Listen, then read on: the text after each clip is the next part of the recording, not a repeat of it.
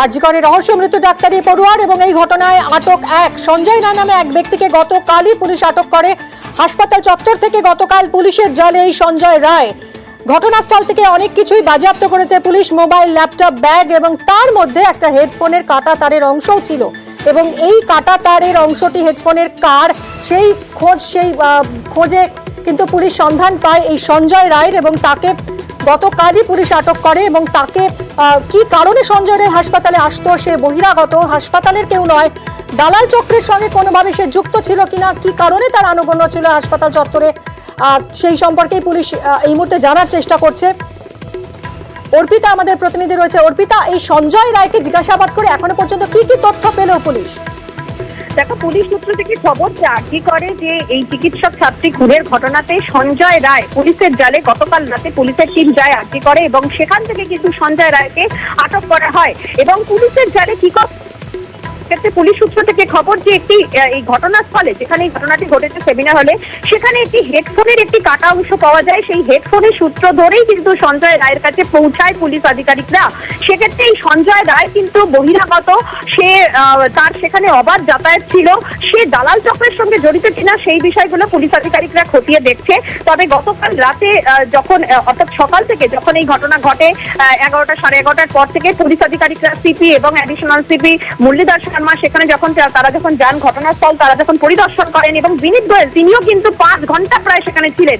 সেখান থেকে যে সমস্ত মেটেরিয়াল গুলো সেখান থেকে বাজেয়াপ্ত করা হয় তারই সূত্র ধরে কিন্তু সঞ্জয় রায়ের কাছে পৌঁছায় পুলিশ। এবং সঞ্জয় রায়ের বহিরাগত ঘটনাস্থলে যেখানে ঘটনাস্থল সেখানে সিসি ক্যামেরা না থাকলেও বাইরের দিকের একটি অংশে সেখানে কিন্তু ক্যামেরা রয়েছে, সেগুলোও তারা খতিয়ে দেখছে। তবে এই যেখানে প্লেস অফ অকারেন্স সেখানে কিন্তু কোনো সিসি ক্যামেরা নেই। ফলে এই সঞ্জয় রায়ের এই হেডফোনের সূত্র ধরেই কিন্তু মূলত তাকে তার কাছে অব্দি পৌঁছায় এবং তাকে লালবাজারে নিয়ে গিয়ে দফায় দফায় কিন্তু জিজ্ঞাসাবাদ করা হয়। অবশেষে কিন্তু পুলিশের জালে এই সঞ্জয় রায়। তবে সঞ্জয় রায় কেন ওই ছাত্রীর সেখানে সেমিনার হলে সেখানে গিয়ে পৌঁছেছিল বা কি ইন্টেনশনে, অর্থাৎ প্রথম অবস্থায় যাওয়ার পরে তারপরে কি রাগের মাথাতেই কি খুন, অর্থাৎ যখন কিনা প্রমাণ লোপাটে, অর্থাৎ তাকে অত্যাচার করা হয় এবং তারপরে কি প্রমাণ লোপাট করতে, কারণ তিনি জানতেন তিনি যদি বেঁচে থাকে ওই ছাত্রী তাহলে কিন্তু তার নাম বলে দিতে পারে, সেই কারণেই কি তাকে খুন, সেই বিষয়গুলো কিন্তু পুলিশ আধিকারিকরা খতিয়ে দেখছে।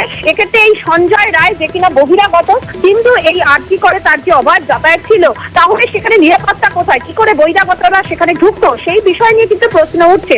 পুলিশ সূত্র থেকে খবর যে গতকাল যে ইনকোয়েস্ট রিপোর্ট পুলিশের হাতে মেলে, অর্থাৎ যা কিনা পিএম এর আগে যে রিপোর্ট থাকে যেখানে কিনা এই ছাত্রীর দেহ দেখে প্রাইমারিলি যে ডাক্তার এবং সেখানে যে পুলিশ আধিকারিকরা যারা থাকে সেটা কিন্তু এই একটা ইনকোয়েস্ট রিপোর্ট তারা কিন্তু সেখান থেকে কিন্তু তারা তৈরি করে এবং সেখানেই মেলে যে নৃশংসভাবে কিন্তু অত্যাচার করা হয়েছে। সেই অত্যাচারের যে বর্ণনা সেখানেই কিন্তু উল্লেখ রয়েছে 10টি আঘাত রয়েছে ওই ছাত্রীর দেহে। সেখানে মূলত কিন্তু 2 চোখ থেকে তার রক্ত বেরোয়, মুখ থেকে রক্ত বেরোয়, এমনকি মৃতের যে যৌনাঙ্গ সেখান থেকে রক্ত বেরোয় এবং তার যে বাম পায়ে আঘাত রয়েছে, পেটে আঘাত রয়েছে, বাম পায়ের গোড়ালিতে আঘাত রয়েছে, ঘাড়ে আঘাত রয়েছে, ডান হাতের আঙুলে আঘাত রয়েছে এবং ঠোঁটে আঘাত রয়েছে এবং তার নখে আঘাত রয়েছে। এবং নীল যে ম্যাট্রেস যেখানে কিনা এই ছাত্রীর দেহ যেখানে পাওয়া যায়, সেই নীল ম্যাট্রেস সেখানে একাধিক জায়গায় কিন্তু চুল এবং একাধিক জায়গায় কিন্তু রক্তের যে চাপ যে রক্ত, সেই রক্ত কিন্তু মিলেছে। এবং দেহের এই মাথা ছিল পশ্চিম দিকে আর পূর্ব দিকে ছিল তার পা এবং অর্ধনগ্ন অবস্থায় তার দেহ মেলে। তার পরনে উপরের পোর্শনে ছিল গোলাপি রঙের একটি কুর্তি, কিন্তু নিচের অংশে যে জিন্স সেটি কিন্তু খোলা অবস্থায় পাশে পড়েছিল। সেখান থেকে পুলিশ আধিকারিকরা সমস্ত কিছু কিন্তু বাজেয়াপ্ত করেছে এবং তারা যেটা মনে করে, তারা সেখানে গিয়ে দেখে ঘটনাস্থলে যে তার যৌনাঙ্গের পাশে একটি ভাঙা ক্লিপ এবং একটি ক্লিপ, চুলের ক্লিপ এবং একটি ভাঙা চশমার অংশ সেখানে পড়ে রয়েছে। এমনকি একটি হেডফোনও কিন্তু পাওয়া গিয়েছে বলে পুলিশ সূত্র থেকে খবর। এই হেডফোনের সূত্র ধরেই কিন্তু সঞ্জয় রায়ের কাছে পৌঁছায় পুলিশ আধিকারিকরা। তবে এক্ষেত্রে আততায়ী রাগ এবং প্রতিহিংসা বা প্রমাণ লোপাট করতেই যে খুন, সেটা কিন্তু এক প্রকারের তারা নিশ্চিত ছিলেন। এবং খুনের আগে যে চরম অত্যাচার সেটা কিন্তু ইনকোয়েস্টের যে প্রাথমিক রিপোর্ট সেখানেই একেবারে উল্লেখ রয়েছে, স্পষ্ট রয়েছে। যদিও আজকে পিএম এর পুরো গোটা রিপোর্টটা আজকে পাওয়া যাবে, সেক্ষেত্রে পুলিশ আধিকারিকরা তারা কিন্তু গোটা বিষয়টা তারা খতিয়ে দেখবে। এবং এই যে আততায়ী সঞ্জয় রায় সেখানে আরজি করে কিভাবে তিনি সেখানে অবাধ তার যাতায়াত ছিল এবং যখন এই ঘটনা ঘটে, ঘটনাটি কিন্তু রাত্রি 2টোর পরে ঘটে। অর্থাৎ তুমি বুঝতেই পারছো যে গভীর রাতে সরকারি হাসপাতালে এই সঞ্জয় রায়ের মতো যারা ব্যক্তি তারা অবাধে কি করে তারা যাতায়াত এতদিন ধরে করছেন তা নিয়ে কিন্তু একটা প্রশ্ন থাকছেই। এবং সেই সূত্র ধরে পুলিশ আধিকারিকরা জানার চেষ্টা করছেন যে শুধুই এখানে সঞ্জয় রায় নাকি সঞ্জয় রায়ের সাথে আরো কেউ ছিল, সেই বিষয়টা কিন্তু তারা খতিয়ে দেখতে চাইছেন। কিন্তু আপাতত পুলিশ আধিকারিকরা যেটা জানাচ্ছেন যে সঞ্জয় কিন্তু পুলিশের জালে, এবং সেক্ষেত্রে এই সঞ্জয় রায়ের যে অবাধ যাতায়াত তা নিয়ে কিন্তু একটা নিরাপত্তা নিয়ে প্রশ্ন উঠছে। কারণ পুলিশ আধিকারিকরা তারা খতিয়ে তারা দেখছে ঠিকই, কিন্তু যেখানে ঘটনাস্থল সেখানে কিন্তু কোনো সিসি ক্যামেরা নেই। ফলে একেবারে গেটের বাইরে বা একেবারে হাসপাতালের যে চত্বর সেখানে যে সিসি ক্যামেরার যে ফুটেজ সেগুলোও কিন্তু তারা খতিয়ে দেখবে। তবে সঞ্জয় রায় যেহেতু বহিরাগত এবং সেখানে একজন চিকিৎসক পড়ুয়ার যে রহস্য মৃত্যুর যে ঘটনা এবং সেখানে তাকে যে হত্যা করা হয়েছে এবং কার্যত কিন্তু ইনকোয়েস্টের যে প্রাথমিক যে রিপোর্ট সেখান থেকে কিন্তু স্পষ্ট ছবিটা পুলিশের দাবি অনুসারে যে তার উপর কিন্তু অত্যাচার চালানো হয়েছে, তেমনটাই কিন্তু পুলিশের দাবি। ফলে এই জায়গা থেকে আজকে ময়নাতদন্তের গোটা সম্পূর্ণ রিপোর্ট পাওয়ার পরেই পরিষ্কার হবে যে তাকে কিভাবে তাকে হত্যা করা হলো। সম্ভবত পুলিশ আধিকারিকরা যেটা বলছেন যে এই সঞ্জয় হয়তো সে খুনের জন্য আগে থেকে মানসিক প্রস্তুতি না নিলেও তা প্রমাণ লোপাট করতে, অর্থাৎ এই অত্যাচার চালানোর পর প্রমাণ লোপাট করতে কিন্তু ওই ছাত্রীকে একেবারে নৃশংসভাবে হত্যা করা হয়, তেমনটাই পুলিশ আধিকারিকরা জানাচ্ছেন। এবং এই সঞ্জয় রায় পুলিশের জালে, তাকে গতকাল রাত্রেবেলায় পুলিশের একটি টিম যায় আরজিকর হাসপাতালে এবং সেখান থেকে এই যে ডিপার্টমেন্ট রয়েছে সেইখানেই কিন্তু তারা খোঁজ করে যে সঞ্জয় কে রয়েছে।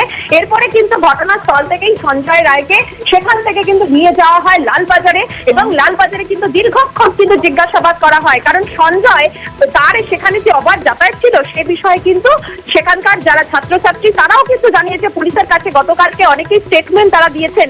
এবং সেখানে কে কে আসা কে কে আসতো, রাত্রেবেলায় কারা কাদের কাদের এখানে অবাধ যাতায়াত ছিল, বিভিন্ন কিছু কিন্তু স্টেটমেন্ট উঠে আসে।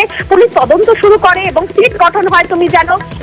এবং এই যে ইনকোয়েস্টের রিপোর্ট, অর্থাৎ যে প্রাইমারি যে দেহ দেখে যে ওপিনিয়ন যে দেওয়া, সেই বাহ্যিক যে আঘাত, সেই বাহ্যিক আঘাতে কিন্তু স্পষ্ট যে কতখানি নৃশংসভাবে ওই ছাত্রীকে অত্যাচার করে তাকে খুন করা হয়েছে।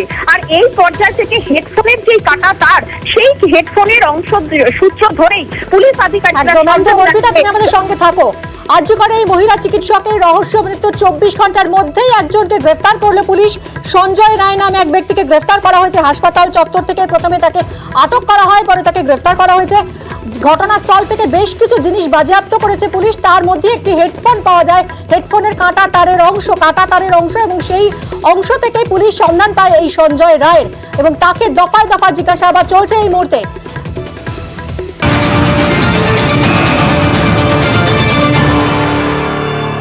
আমাদের প্রতিনিধিরা এই মুহূর্তে সরাসরি রয়েছেন আরজিকর হাসপাতাল থেকে, প্রত্যেক মুহূর্তের ডেভেলপমেন্ট আপনাদের সামনে তুলে ধরছেন। অমিত আরো এক সহকর্মী আমার রয়েছেন এই মুহূর্তে।